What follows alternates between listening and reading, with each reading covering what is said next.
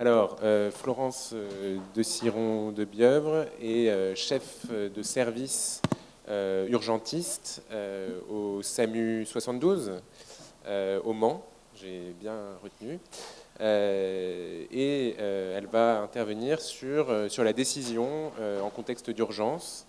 Et après cette intervention qui sera suivie de discussion, nous aurons pour conclure une intervention de Marie-Geneviève Pinsard qui vient d'arriver, qui est présidente du comité consultatif de Belgique. Voilà, donc Florence de Siron. Donc, bonsoir. D'abord, merci de m'avoir convié dans ce lieu pour penser ensemble les valeurs du soin. Merci aussi à l'Espace Éthique et à toute son équipe de m'accompagner dans la réflexion depuis un certain nombre d'années.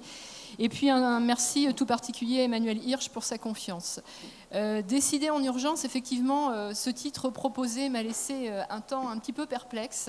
En effet, je m'interrogeais à savoir en quoi mon point de vue finalement de responsable d'un service médical d'urgence qu'on appelle le SAMU, pouvait vous apporter dans ces 10 heures de l'éthique finalement un point de vue intéressant, voire même un éclairage pertinent sur les modalités de la décision en urgence, la décision médicale, dans ces conditions très spécifiques que sont celles de l'urgence et encore plus spécifiques que sont celles de l'urgence préhospitalière, c'est-à-dire en dehors des murs d'un hôpital. Ce d'autant que je ne suis pas dupe. Dans l'imaginaire collectif, les équipes du SAMU sont le plus souvent assimilées à des cow-boys de la réanimation et de l'urgence, plus au fait des procédures et des protocoles, et bien souvent, il faut l'avouer, un peu empêtrées dans certaines considérations éthiques. Soit, mais ne nous en tenez pas non plus rigueur, puisque notre pratique initiale, il faut l'avouer, elle s'est largement inspirée de la pratique militaire, médicale, ce qui fait que notre médecine, elle repose à la fois sur un pragmatisme et sur un formalisme de principe. Alors juste, d'où venons-nous les SAMU, l'acronyme SAMU, c'est un service d'aide médicale d'urgence. Au tout début des années 50, en fait, le SAMU est envisagé comme, surtout à titre expérimental, comme un moyen unique pour les centres hospitalo-universitaires de transférer des patients déjà hospitalisés et d'assurer en fait des transports médicalisés donc de ces patients. Et puis l'idée finalement d'un système de réanimation mobile dépasse très vite cette seule attribution de transport interhospitalier pour devenir finalement dans les années 60, et je pense qu'il faudra garder en tête ces deux principes, c'est que le SAMU est devenu la marque en fait de fabrique dans les années 60 d'une société qui était française solidaire, et c'était également la marque d'excellence en fait du système de santé français. Alors c'est aussi dans les années 60 le temps de l'accidentologie routière, avec une mortalité à l'époque qui était effroyable et qui a justifié de faire sortir de l'hôpital de ses murs, et puis ensuite d'étendre assez rapidement, parce que la prise en charge paraissait adaptée, finalement de dépêcher au plus près de toute urgence vitale des moyens hospitaliers, et c'est la naissance en fait des SMUR, cet acronyme qui veut dire Service mobile d'urgence et de réanimation. Et puis, comme ça marche bien, il faut coordonner, il faut gérer ces petites antennes qui se mettent en place un petit peu sporadiquement en France. Il faut commencer à gérer et puis à créer des moyens d'alerte uniques qui vont être les 15, des centres de réception et de régulation des appels. Et on va enfin légiférer en fait en 86, qui est quand même assez tard par rapport à la création des SAMU. On va créer en fait dans chaque département une seule entité administrative qui sera un SAMU, auquel on va adosser en fait un centre de régulation qui sera un centre 15. Et puis peu à peu, on va structurer sur le terrain les équipes mobiles de réanimation qui vont participer à la prise en charge des urgences vitales, avec d'autres effecteurs, et on verra que parfois la complexité sur le terrain est majeure. C'est les sapeurs-pompiers, c'est les ambulances privées et ce sont les médecins généralistes. Alors aujourd'hui, en fonction du type de détresse, du lieu, de la disponibilité des moyens, c'est un médecin, un seul médecin régulateur d'un SAMU qui va décider des moyens engagés après un acte médical qui me paraît assez particulier, qui est un acte de télémédecine, qui va reposer en fait uniquement sur l'appréciation à distance d'une urgence. Pour les urgences vitales, arrêt cardiaque, inconscience, des moyens mixtes, sapeurs-pompiers et SMUR sont engagés en même temps, et ils se retrouvent souvent ainsi associés à ces prises en charge de réanimation en ayant chacun un domaine de compétences, un domaine d'expertise et parfois des valeurs qui sont fort distinctes.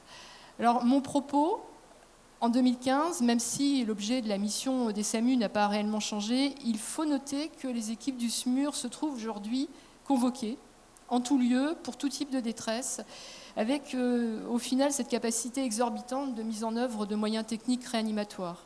Ces techniques qui elles-mêmes repoussent de façon sans cesse ces limites de l'existence et qui flirtent, à mon sens, parfois assez inconsciemment avec l'illusion d'une immortalité possible. Ces aptitudes du SAMU et du SMUR, elles placent aujourd'hui l'équipe seule, en dehors de l'hôpital et en dehors des murs de l'hôpital, comme finalement un emblème flamboyant du triomphe de notre médecine hospitalière moderne.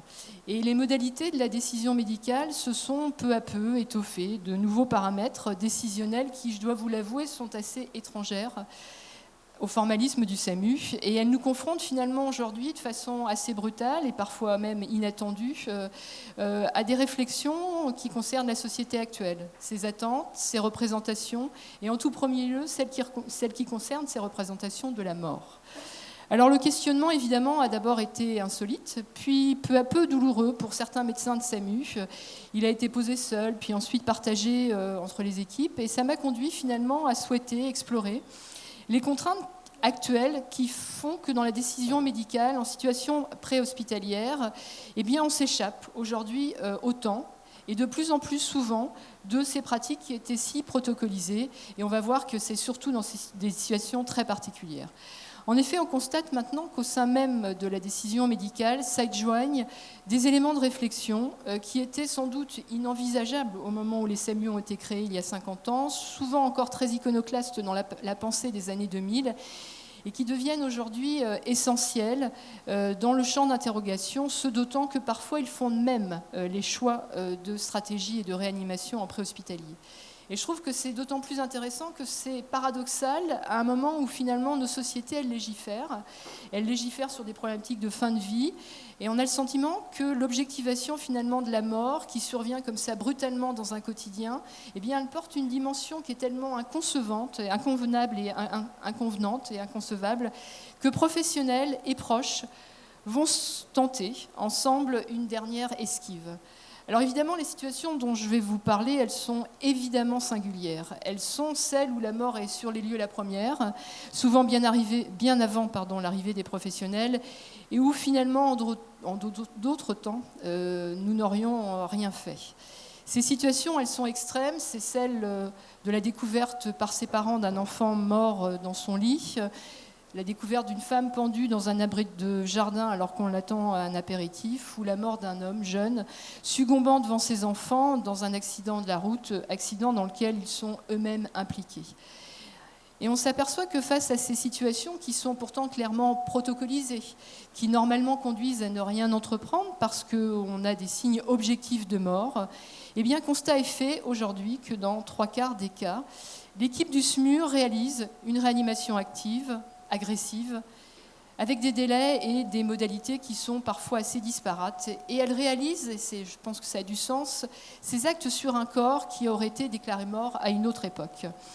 Et finalement, dans cette décision en urgence, alors même que la norme professionnelle finalement a déjà défini préalablement, collégialement, à froid, la stratégie à venir, ce qui justement pourrait rendre, et je le dis entre guillemets, la décision un petit peu plus confortable, eh bien chacun, une fois sur place, va s'échapper pour individualiser sa pratique, voire même la singulariser.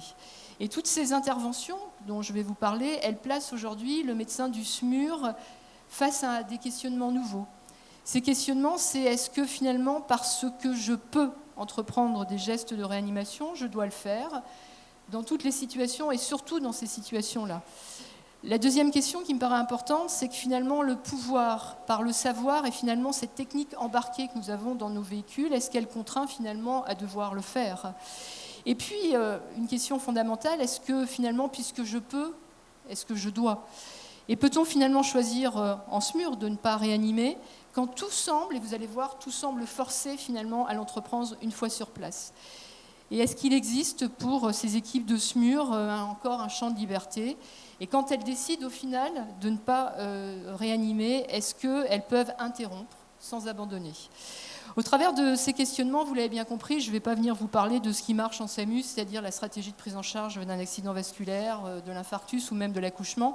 Moi, je vais venir vous parler finalement de ces scènes tragiques, violentes, et pas uniquement celles de la fin de vie, de ces situations finalement dramatiques sans espoir qui vont placer dans l'instant même, à leur arrivée sur place, les équipes de SMUR face à un insoutenable choix cornélien qui va être de faire ou ne pas faire, et avec ce corollaire finalement assez immédiat de questionnement qui va être de se dire je le fais pour qui et pourquoi, et en inversant également le pourquoi et pour qui. Et mon premier axe de réflexion, en tout cas celui que je vous propose, c'est de se demander, de s'interroger ensemble finalement ce qui place aujourd'hui l'équipe du SMUR au milieu et au centre de cet échiquier. C'est bien la définition même de sa mission, cette promesse, cette solidarité qui a été faite par la société, d'être engagée au plus vite et d'être présente finalement dans les plus brefs délais. La stratégie réanimatoire de base a souvent été déjà débutée par les premiers secours et avant même l'arrivée du SMUR. Et d'ailleurs, on espère souvent sa présence au plus vite. L'équipe devient alors finalement, une fois sur place, de facto le dernier recours contre la mort, le dernier espoir finalement d'un possible pour tous ceux qui l'attendent. Et tous ceux qui l'attendent, ce sont à la fois les proches et les professionnels, en somme tous les vivants. Et l'obligation finalement qui est faite au SMUR, c'est bien d'être là, avec ses procédures et ses techniques de réanimation pour assurer le bon geste au meilleur moment. J'aurais envie de vous dire, oui, mais face à la mort, c'est quoi le bon geste ? Comment est-ce qu'on peut trouver le temps, finalement, pour définir ce geste et ce moment ? En SMUR, j'ai toujours l'impression qu'on court beaucoup et toujours après, en fait, le kéros. En tout premier lieu, c'est donc bien un impératif réglementaire qui se force aujourd'hui et qui même se renforce, voire, je pense, même se radicalise, une sorte de diktat sociétal qui va nous placer ici et maintenant. Seulement, on a le droit, et on peut s'interroger si finalement être là, est-ce que ça conduit finalement implicitement dans le même mouvement à l'obligation de faire ? Est-ce que finalement, en effet, face à ce qui est déjà en mouvement, les gestes de réanimation, la mort, ce que certains ont déjà finalement initié, entamé, soit en raison de leurs compétences ou de leurs convictions, est-ce que finalement on peut choisir, nous, de suspendre cette action, le temps finalement de poser une délibération ? Et puis, certains de mes confrères me répondent souvent avec un peu de malice, à quoi bon délibérer ? L'équipe du SMUR, l'équipe préhospitalière, c'est par essence une médecine qui est une médecine de l'action et une médecine de l'instant. Alors effectivement, techniquement, les gestes de réanimation ne suscitent aucun questionnement technique. Intuber, perfuser, poser aujourd'hui et mettre en place une planche à masser, tout ce déploiement finalement de matériel, ce pouvoir technique totalement intrusif, agressif, violent, peut être finalement en tout cas mobilisé immédiatement par l'équipe du SMUR. Sauf que dans ce même temps, à mon sens, surgit en fait une problématique de poids qui déplace ou dépasse finalement les frontières classiques. Elle nous confronte finalement au statut du corps sur lequel on va réaliser ces gestes de réanimation. S'agit-il encore d'un patient et donc d'un corps ? S'agit-il déjà d'un mort et donc d'une dépouille ? S'agit-il d'un vivant ou un ersatz de quelque chose en devenir ? La délibération me semble d'autant plus permise. Pourtant, on a le sentiment que cette question éthique, elle s'efface finalement dans l'instant, parce que l'obtention des éléments décisionnels qui seraient fiables est impossible, parce que l'émotion partagée finalement entre les professionnels va parasiter toute rationalité et toute capacité. Et puis de toute façon, envisager interrompre brièvement cette réanimation, le temps finalement de peser ou ajuster la proportionnalité de nos actes, ça devient de nos jours pour le grand public le symptôme finalement d'une indécision médicale, donc évidemment d'une incompétence, et ça provoque le plus souvent une profonde suspicion de la part des témoins qui vont, cette suspicion va même devenir, on s'en rend compte aujourd'hui, des éléments finalement de cette décision et des éléments majeurs de cette décision médicale. Pourtant, je vous dirais bien que dans ces situations, la mort est déjà dans le mouvement, les jeux sont quasi faits, et même si Aristote nous dit que nous pouvons, dans des circonstances, nous pouvons agir, nous pouvons aussi nous abstenir, il apparaît en fait qu'une fois sur place, personne sur place n'attend que le SMUR ne mette pas en place les gestes et en fait s'abstienne de continuer des gestes de réanimation. On a le sentiment finalement que par sa seule présence, l'équipe a seule à répondre instantanément de tout et pour tous, et qu'elle devient finalement la seule responsable, et qu'au sein même de l'équipe, c'est plutôt le médecin plus que tout le monde. Alors finalement, j'ai envie de vous dire, est-ce qu'on peut encore prétendre que notre décision, notre action soit encore finalement volontaire et non contrainte ? Et parfois même, en tant que responsable, je m'interroge, ne serions-nous pas finalement en train de devenir les acteurs d'une science de moyens qui peinerait à en définir les fins ? Pour les secours déjà sur place, pour les proches, pour les témoins, en somme pour toute la société qui nous regarde, l'équation est très simple. La technique embarquée dans les véhicules du SMUR, elle incarne le pouvoir, la capacité technique de faire, donc le devoir de faire. Seulement, on a le droit, je pense, de poser l'équation autrement pour l'équipe du SMUR et de s'interroger avec elle sur place en se disant, puisque je peux, finalement, est-ce que je dois ? Et ça conduit finalement à se questionner sur la nature même de ce qui va nous transformer et ce qui va transformer cette potentielle réponse technique qui est assez élémentaire de réanimation en quelque chose qui va être quelque chose d'une autre nature, de simples gestes finalement en un acte et peut-être un acte médical. Parce que vous l'avez bien compris, ici l'argument n'est plus scientifique. On saisit bien finalement que dans cette notion de devoir, ça s'inscrit finalement pleinement dans autre chose qu'on va appeler a priori de l'éthique, et que ça précédera à la fois la réflexion éthique, la question technique, tout en la recouvrant. Si toute décision finalement en médecine est toujours et en premier lieu éthique avant d'être technique, il apparaît ici que la responsabilité médicale pour notre activité, elle est toujours en train finalement de régler son pas sur sa puissance d'agir. Et je vous le dirais avec une totale franchise, cette puissance, elle peut être parfois sans limite et flirter même, à mon sens, avec une liberté infinie. Néanmoins, la notion de devoir, elle renvoie dans notre situation finalement en miroir, non pas à l'idée de puissance, et pas seulement à l'idée de puissance, mais à quelque chose qui finalement va fonder notre engagement, parce que nous sommes tous soignants, c'est-à-dire notre responsabilité. Et si ça concerne la responsabilité, je pense que ça concerne tout le champ de la responsabilité médicale, c'est-à-dire de répondre de répondre à et de répondre pour. Pourtant, l'équipe SMUR, qui est sommée par tous et pour tous d'être là immédiatement, face à un patient en arrêt cardio-respiratoire, elle ne pourra pas tout. Mais sa responsabilité, son engagement, c'est d'être là.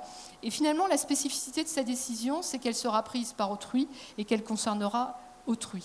Et je trouve que ça confère finalement à notre décision médicale en urgence, en préhospitalier, à la fois un caractère unique par la singularité de cette situation, mais également par un caractère dramatique et définitif finalement par l'incidence que ça va avoir à la fois dans l'existence de cet autre sur lequel on va réaliser ces gestes de réanimation, mais aussi sur l'incidence que ça va avoir sur tous les autres qui sont sur place. Et je pense qu'on est bien là finalement face au concept de responsabilité que propose Emmanuel Levinas, qui va être une responsabilité finalement en amont de toute expérience, une responsabilité pour autrui dans laquelle finalement on est responsable de et pour. Alors vous me direz, oui, mais de qui ici ? De ce corps inanimé, de ses proches, ou de tous ceux finalement qui concourent avec nous aux soins ? Et j'ai le sentiment finalement que l'équipe du SMUR, elle est immédiatement porteuse d'une double responsabilité. À la fois par sa première qualité qui est celle de soignante, et par la décision qu'elle va avoir à prendre, mais aussi par sa qualité finalement de vivant, celle d'avoir à répondre des autres et des plus vulnérables. Et si cette responsabilité, si vous acceptez que cette responsabilité elle soit double, eh bien la responsabilité professionnelle, elle sera forcément seconde. Parce que comme le rappelle aussi également Levinas, c'est une responsabilité qui finalement va au-delà de ce que je fais. Elle est première à toute liberté. Aussi, ce qui va être entrepris par l'équipe du SMUR, c'est une réponse à un appel, une réponse à une fragilité, à cette vulnérabilité de tous ceux qui finalement restent, et peut-être, vous allez voir, à un peu plus que tous ceux qui restent. L'équipe du SMUR, une fois sur place, va se transformer en une sorte d'obligé. Ne l'oubliez pas, je vous l'ai dit, sa puissance d'agir n'est que circonstancielle. Et cette obligation, finalement, elle ne se fonde plus uniquement dans la contrainte de son pouvoir, elle est bien également dans cette requête que autrui va nous faire. Et envisager finalement ainsi, on pourrait dire que cette obligation, elle est de nature hétéronomique. Alors ça conduit finalement à envisager que l'intention finalement des gestes et de l'action qui va être réalisée ne concerne finalement plus celui sur lequel la réanimation va être débutée, mais que peut-être ça concerne autrui. Et en conséquence, c'est la deuxième, en tout cas le deuxième axe de réflexion que je vous propose, c'est de finalement s'intéresser au sens de ce qui va se passer sur les lieux. Dans ces situations particulières de la mort, dans 3/4 des cas, les gestes de réanimation vont être poursuivis, vont même être complétés par l'équipe du SMUR. Pourtant, l'enjeu n'est plus la ressuscitation. Cette réanimation ne s'inscrit donc plus dans un intérêt thérapeutique direct du patient. Et ça conduit donc à envisager que l'on porte atteinte à un corps, qui est le corps de ce patient, sans recueillir évidemment au préalable son consentement, dans une intention qui a priori ne le concerne plus, mais on verra que ce n'est pas non plus si sûr. Et porter finalement atteinte à un corps dont on peine déjà à en définir le statut pour réaliser des actes qui sont dans l'intérêt d'autrui, dont on ignore si au préalable cela aurait du sens, vous rendez bien compte que l'étendue et la complexité des enjeux, autant que le questionnement que ça suscite, méritent à mon sens plus qu'un détour. En effet, quand on envisage cette décision d'action, cette réalisation finalement d'action ou d'actes de réanimation qui n'ont aucun objectif thérapeutique pour le corps sur lequel on les réalise, on est en droit de se demander si cette action est morale et s'interroger sur les principes qui peuvent fonder cette action. Alors je pense qu'on peut peut-être s'aider, pour une fois, dans cette situation particulière, de certains critères qu'ont proposés Schopenhauer pour définir finalement une action morale, en se disant « nulle action ne peut se produire sans un motif suffisant ».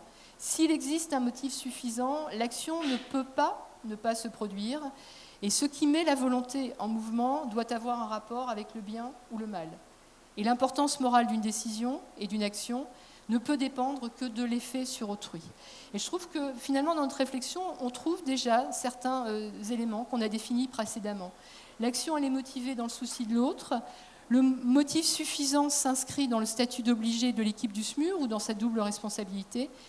Et enfin, le motif de l'action, c'est bien le bien de l'autre. Il faut que le sens de l'attention soit la souffrance d'autrui. Ça conduirait donc à s'inscrire finalement et à inscrire cette action réalisée dans une sorte d'élan compassionnel du moment. Mais on peut aussi se demander si c'est suffisant pour justifier ces actes, finalement, d'évoquer la nature morale ou de faire référence au bien. Est-ce que finalement, c'est un sésame qui validerait des gestes qui, ne l'oublions pas, sont agressifs sur un corps mort ? Et je vous l'avoue, le débat existe encore entre les équipes du SMUR, sûrement un peu moins souvent qu'il y a quelques années. Mais effectivement, ces gestes restent pour certains de mes confrères, et surtout en fait les infirmiers, une atteinte injustifiée à l'intégrité d'un corps, quelle que soit la nature de l'intention, même si c'est une action morale, et rien ne pourra pour eux jamais exonérer ce caractère transgressif de cette pratique. Alors parce que finalement la question faisait débat dans les équipes du SMUR, j'ai interrogé de nombreuses équipes, individuellement ou en groupe, et j'ai essayé de rechercher quelles finalement pouvaient être les représentations qu'avait cette pratique pour eux, les valeurs, le sens qu'ils mobilisaient, et finalement, est-ce que tout ça, ça leur était bien commun ? Et au cours d'une de ces réunions, un des membres d'une équipe m'a proposé une réponse, une sorte de formule magique. Il m'a dit, vous savez, pour moi, la réanimation qu'on fait en SMUR, c'est un peu comme les réanimations compassionnelles qu'ils font pour la fin de vie aux urgences. C'est pour les autres. C'est juste humanitaire, le terme juste, c'est de la fiction. C'est une totale fiction, finalement, qui est destinée à tous ceux qui restent. Et c'est vrai que cette notion de réanimation compassionnelle, elle existe, elle est envisagée depuis les années 2000 dans les services des urgences au travers, finalement, d'un référentiel de pratique validé par la Société française de médecine d'urgence, dans la réflexion qui tourne autour d'une réflexion éthique et des urgences. Et ce dispositif est défini comme finalement la mise en œuvre de thérapeutiques qui sont actives dans un contexte d'émotions fortes, suscitées là par une situation de fin de vie, et dont le but finalement serait de préparer les proches au travail de deuil. En somme, une façon particulière, anticipée, construite, de donner du temps à la mort.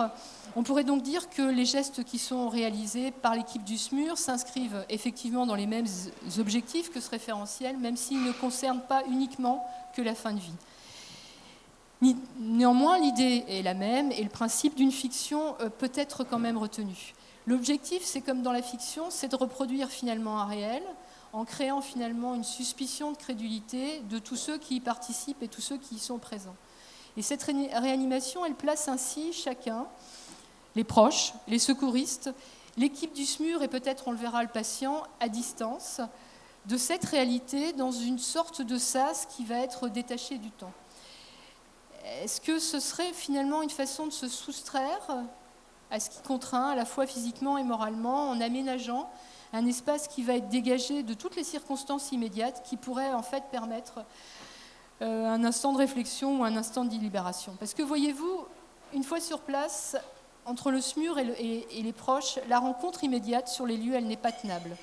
Elle débute immédiatement et de façon terrible par un malentendu. Et aussi, parfois, c'est entre le SMUR et l'équipe de sauveteurs ou entre le SMUR et les proches. Et ce malentendu, il tient, à mon sens, principalement à un différentiel majeur de temporalité, de la lecture des enjeux, puisqu'il y a deux évidences sur place. Il y a d'abord ceux qui savent déjà que la mort est là, et ceux qui ne savent pas encore. Et entre ces deux évidences, eh bien, elles sont placées en fait aux antipodes. Et on pourrait peut-être essayer d'envisager que ces gestes de réanimation, l'utilisation de ce corps, finalement, ça devienne une façon de rapprocher ces deux antipodes, ces deux pôles. Ainsi, l'équipe du SMUR construirait une sorte de scénario, parce qu'elle seule, finalement, dans cette dissymétrie de rapport, elle a à répondre de tous.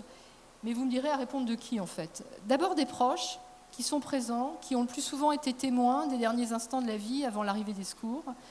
Elle a à répondre des secouristes, le plus souvent des sapeurs-pompiers, qui, dans leur devise « sauver ou périr », au travers de cette devise, toujours font et essayent toujours de bien faire.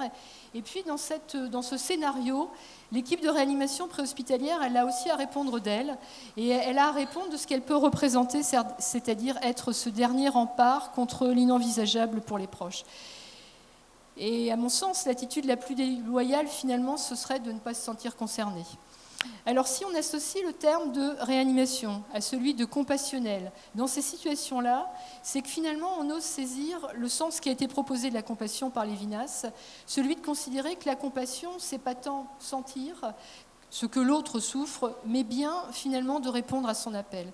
Car finalement, nous, professionnels de santé, qu'est-ce qu'on peut savoir de la souffrance de celui qui vient de découvrir son proche mort, de ses parents qui viennent de trouver leur enfant mort au fond d'un lit? Autrui ne sera jamais soi, et l'équipe du SMUR, elle restera toujours de côté et à côté de cette souffrance des proches. Et dans ce même instant, et c'est pour ça que la notion d'espace, la notion de sas me paraît importante, et bien cette équipe, elle va avoir à gérer immédiatement et en permanence, au cours de toute sa prise en charge, la confrontation et la juxtaposition de nombreuses émotions. D'abord, c'est une émotion qui est partagée par tous, qui va être de dire, et plus spécifiquement pour le SAMU, de réaliser des gestes de réanimation. Ensuite, il y a une angoisse qui est unique et qui est assez violente pour le praticien du SMUR, ça va être d'annoncer seul la mort et de porter finalement le point final à une existence en signant un certificat de décès. Et tout ça dans un lieu qui est propre à une intimité, qui est propre à une histoire, qui n'a évidemment rien d'hospitalière pour les professionnels, même si, il faut l'avouer, nous transformons le plus souvent les lieux de vie en de véritables chantiers de réanimation. Et puis enfin, dans toutes ces émotions, il y a une crainte nouvelle. Et pour celui qui décide, c'est finalement cette crainte de ne pas être compris par tous ces professionnels. Souvenez-vous, la particularité de la médecine préhospitalière, c'est la rencontre et c'est parfois aussi le télescopage de nombreux systèmes de valeurs. C'est la médecine préhospitalière et c'est toute son histoire. Et ces systèmes de valeurs, ils sont parfois assez complexes, en intra-équipe, en interprofessionnel, et ils peuvent donner lieu, même sur place, à une incompréhension mutuelle. Et ça conduit souvent les proches à s'en rendre compte et à devenir d'autant plus suspicieux. Alors comment est-ce que finalement on peut concilier ce tout dans le même temps en intégrant également aujourd'hui, et je ne vous en parlerai pas, l'enjeu du contentieux?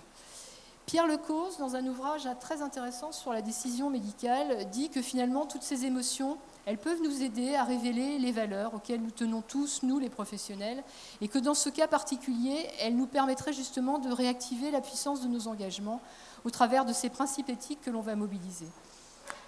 Ainsi, sur place, souvent, on peine à incarner dans le même temps toutes ces valeurs. Néanmoins, on va pouvoir essayer de hiérarchiser ces principes et on va le faire au travers d'une réflexion éthique qui va nous permettre de tenter d'être juste dans notre attitude.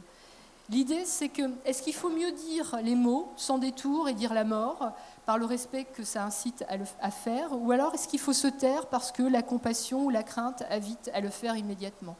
Peut-être que justement la mise en place de cette réanimation compassionnelle va nous permettre de construire un compromis, de rechercher au travers de cette révision émotionnelle et finalement d'ajuster, et ajuster en 2 mots, c'est-à-dire trouver une solution juste en permanence qui va construire la stratégie au cours de notre prise en charge et finalement privilégier peut-être une attitude non malveillante plutôt que bienveillante. Ne pas dire finalement immédiatement l'inconcevable avec la brutalité des mots définitifs, dévoiler progressivement en adaptant cette capacité d'entendement de ceux qui sont sur place, permet finalement, je pense, de rejoindre l'objectif premier qui était celui de la réanimation compassionnelle envisagée dans la fin de vie, c'était d'accompagner les proches et de le faire à titre humanitaire. Oui, mais, et ça c'est mon point de vue personnel, je pense qu'il existe et qu'il y a une condition. C'est qu'il faudra toujours rester vigilant et être attentif à ne pas déposséder les proches de leur souffrance par cette bienveillance qui serait parfois un peu envahissante et qui serait aussi le symbole parfois d'un excès de paternalisme. La compassion, ce n'est pas la pitié. Et Nietzsche martèle souvent qu'assigner l'autre uniquement à sa souffrance, c'est aussi lui nier que cette souffrance, elle peut être justement ce plus qui va lui permettre de se dépasser. En somme, ce choix de faire et de réaliser ces gestes de réanimation, c'est un impératif qui va nous placer tous, autant nous les soignants que les proches, à distance finalement de toute décision qui serait immédiate. Et elle va finalement nous permettre de temporiser. Ça va permettre à la fois un accompagnement, peut-être l'initiation d'un travail de deuil pour les proches, et ça va surtout leur assurer que finalement tout a été tenté. Mais c'est également, et ne soyons pas dupes, un moyen de lutte pour les professionnels contre leur propre détresse ou leur impuissance finalement face à la mort violente. Et tout ça n'avait pas forcément été envisagé au tout départ. Alors j'aurais pu m'arrêter dans mon exposé à ça, à vous dire que finalement, au travers de cette analyse, ça légitime la réalisation de la réanimation compassionnelle dans son intention, puisqu'on peut finalement porter atteinte à l'intégrité d'un corps mort par une sollicitude bienveillante qu'on destine principalement aux proches. Oui, mais j'ai le sentiment qu'il existe un 3e axe de réflexion et qu'à y regarder finalement de plus près dans la succession de ces actes réanimatoires qui sont réalisés collectivement, de façon réglée, c'est-à-dire définis à l'avance, et on voit qu'aujourd'hui la pratique est croissante dans les équipes de SMUR, et bien finalement tous ces qualificatifs, ce sont les qualificatifs d'un rituel. Ça concerne en plus quelque chose qui a trait au sacré, le corps, et de plus le corps d'un patient qui est en devenir et qui est en devenir d'être mort. Et finalement, toute cette succession, dans cette succession, on saisit l'idée d'un mouvement, l'intention d'un changement et peut-être même d'un passage. Et chacun, finalement, dans cette affaire, cette réanimation compassionnelle, change de statut. C'est pour ça que l'idée me plaît d'évoquer le rituel. Le passant devient un patient décédé, son corps, un cadavre pour les professionnels, mais aussi une dépouille pour les proches, une dépouille que l'on va rendre à la famille. Et eux-mêmes, ces proches, ils se transforment par cette succession d'actes en des proches qui sont des endeuillés. Et puis même, ça concerne l'équipe du SMUR, puisqu'on est souvent accueillis sur les lieux en héros. On va se transformer peu à peu en messager de la mauvaise nouvelle, et c'est le héros antique. Alors, ne pourrions-nous pas finalement envisager que ce corps, celui du patient, soit dans une logique de rituel, je vais loin, un objet et une sorte d'objet transitionnel. Celui qui, comme je vous l'ai dit auparavant, va tenter finalement de rapprocher 2 évidences a priori inconciliables, qui sont celles de ceux qui savent et de ceux qui ne savent pas, que ce serait peut-être même une véritable variable d'ajustement dans ces différents systèmes de valeurs qui placent tous ceux-là et tous ceux qui restent vivants. Et finalement, on peut se poser la question, est-ce que la réanimation compassionnelle serait une pratique de nature rituelle ? Et puisque ça concerne la mort, est-ce que ça ne serait pas un rite funéraire ? Alors autant vous dire que les équipes du SMUR n'ont absolument pas envisagé les choses de cette façon, et en tout cas sous cet angle au tout départ. Et pourtant, je me répète souvent que dans toutes les sociétés humaines, face finalement à l'intolérable de la mort, des pratiques rituelles ont toujours été développées pour mieux faire face finalement à l'événement tragique et pour tenter également de maîtriser l'ébranlement qui en résulte. Edgar Morin assure même qu'aucune société, fût-elle archaïque, n'abandonne finalement un corps mort sans rite. Et d'autres auteurs comme Louis-Vincent Thomas évoquent le rite funéraire comme un drame que le groupe se joue à lui-même. Et pour le défunt, est-ce qu'on n'est pas finalement en train de relier toutes ces idées que je vous ai déjà exposées, du scénario, du jeu, de la fiction ? Quelle qu'en soit d'ailleurs même l'époque, le formalisme retenu d'un rite a toujours été le même. Collectif, réglé, transmis, on y a le plus souvent associé un caractère sacré, et il y a toujours une dimension en fait symbolique. Et puis, de toute façon, quelle est la fonction du sacré si finalement ce n'est pas un moyen d'établir des frontières entre les différents modes ou aspects de l'humanité ? Si vous regardez de plus près ce qui se passe, cette séquence qui se joue, puisqu'on peut parler d'un scénario, une fois sur les lieux, eh bien l'équipe du SMUR qui arrive immédiatement va isoler le patient de tout et de tous, et elle va le déposer finalement dans un sas où elle va réaliser sa réanimation. Et elle va créer ainsi immédiatement une rupture avec l'avant. Et puis pendant toute la réalisation de ces gestes, elle va instaurer une transition, ce qu'on appelle en sociologie une margination. Et à l'arrêt de ces gestes de réanimation, elle va donc réintégrer définitivement le patient sous forme d'un être décédé, et elle va donc le présenter aux proches et leur rendre la dépouille. Et on retient bien dans toute cette succession d'actes, finalement, l'idée d'un rite de passage. Et je trouve que dans ce contexte, finalement, la réanimation compassionnelle, dans cette situation inenvisageable de mort violente, eh bien, peut-être que même cette réanimation, elle permet de restituer un statut au patient, c'est-à-dire qu'elle lui permet d'acquérir progressivement un statut de mort et de régler finalement son devenir en le réhumanisant. Alors pourquoi je vous dis ça ? C'est qu'on a le sentiment qu'elle lui fait échapper finalement au néant et que ne serait-ce finalement en train d'accomplir, finalement les équipes de réanimation seraient peut-être en train d'accomplir un devenir digne pour le mort, en le remettant finalement et en remettant surtout sa mort qui a été si violente, si inconcevable pour les proches, au bon endroit finalement par ses actes, et au bon endroit, c'est-à-dire parmi nous les vivants. Et si finalement cette réanimation compassionnelle qu'on n'avait absolument pas envisagée pour le mort, qu'on avait bien envisagée pour les proches, qu'on peut aussi envisager pour les équipes de réanimation, finalement, est-ce qu'elle ne serait pas non plus au service premier de ce patient décédé ? Alors soyons réalistes, comme dans toute pratique collective, ça sert tout le monde et ça nous permet également, nous, de reprendre la main sur le cours des choses, sur la temporalité, sur le caractère dissolvant de la mort. Et elle nous permet autant d'assurer un statut à cette personne décédée que de soutenir les survivants, donc de ne pas les abandonner, et finalement de nous rassembler, nous tous, ce groupe des vivants, au travers de valeurs communes, et je vous ai parlé finalement d'ajustement. Et enfin, on s'interroge, et ce sera ma conclusion, quelle est la part finalement de l'inconscient, des représentations de chacun dans cette fiction ? Quel pouvoir finalement va-t-on tenter de prendre sur la mort de l'autre, sur sa propre mort ? Finalement, en quoi la mort de cet autre nous concerne-t-elle tant, nous tous, sur place ? On peut se dire que finalement, la réanimation compassionnelle pour une équipe de SMUR, c'est tout autant une stratégie thérapeutique qu'une pratique rituelle. Et je trouve que ça illustre totalement et de façon assez fine le débat dans lequel nous devons, tous les professionnels aujourd'hui, ceux du SMUR mais les autres, nous inscrire dans ce débat. C'est de considérer finalement que la réanimation, c'est une création paradigmatique, et que l'exploration de la complexité de cette réanimation, ça va nous donner à voir l'amplitude des représentations. Et j'aime toujours à rappeler ce que nous disait Pierre Huguenard, qui était médecin militaire, mais qui était pour nous le père des SAMU. Il nous disait toujours: ce que vous pensez du monde et des dispositifs de santé, tout le monde s'en fiche. Comme médecin du SAMU, vous ne décrivez le monde qu'en fonction finalement des solutions que vous apportez. Le reste ne sera que littérature. Et effectivement, notre réanimation compassionnelle en SMUR, ce n'est pas un moyen d'apprivoiser la mort, ce n'est pas une façon de la nier, mais c'est bien une simple mise en scène, une organisation finalement du refus qui est culturel, qui est viscéral, qui est collectif et donc qui est sociétal, d'intégrer la mort. Ça nous permet finalement, à nous, les équipes du SMUR, de décrire notre monde à nous tous. Et je trouve que la construction de cet acte fort va tenter finalement par tout moyen d'atténuer à la fois le coefficient de sauvagerie, mais aussi de mystère, qui nous rend finalement à nous tous la mort violente si insupportable, si inconcevable aujourd'hui.